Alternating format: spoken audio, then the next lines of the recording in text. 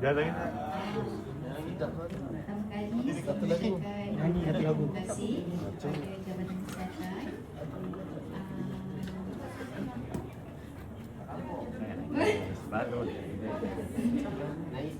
Menteri Nasib Kepada Encik Syam, kepada Puan Rohaizat, Teman-teman, dan semua pegawai saya, rakan-rakan yang ada di Jabatan Kesihatan. Menikmat MSA selama 23 tahun. Sebelum ini jabatan JKP Jabat Datuk Bandar 13 tahun dan di Jabatan Kesihatan 10 tahun. Dan saya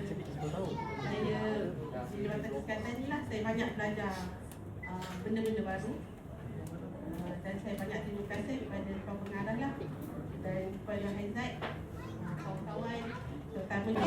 Okay, Assalamualaikum dan selamat sejahtera kepada semua, terutama kepada, saya nak ucapkan terima kasih terutama kepada pengarah Encik John Hisham dan kepada Dimana pengarah kita Puan Rohaizat, kerana selama ini banyak membantu saya dalam menjalankan tugas dekat Jabatan Kesihatan.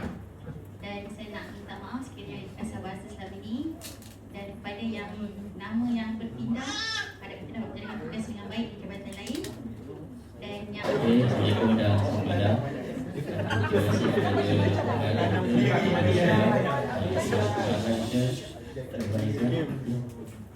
Lepas ni belakang kau.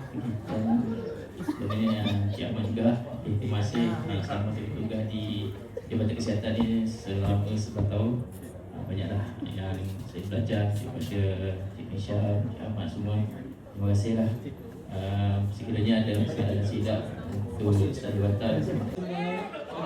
Saya berkhidmat di Jabatan Kesihatan selama 30 tahun. Mula masuk ke MSA tahun 1995. Terima kasih kepada bos lah, banyak bantu Puan Hijat, terutama Puan Hidayah, banyak bantu lah, terutama tim meja bulat.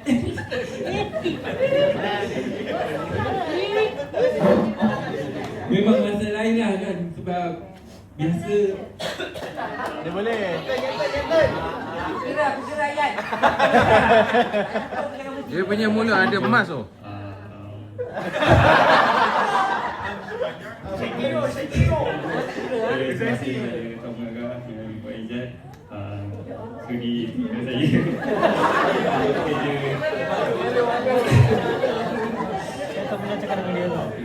Terima kasih juga kawan-kawan yang banyak tolong saya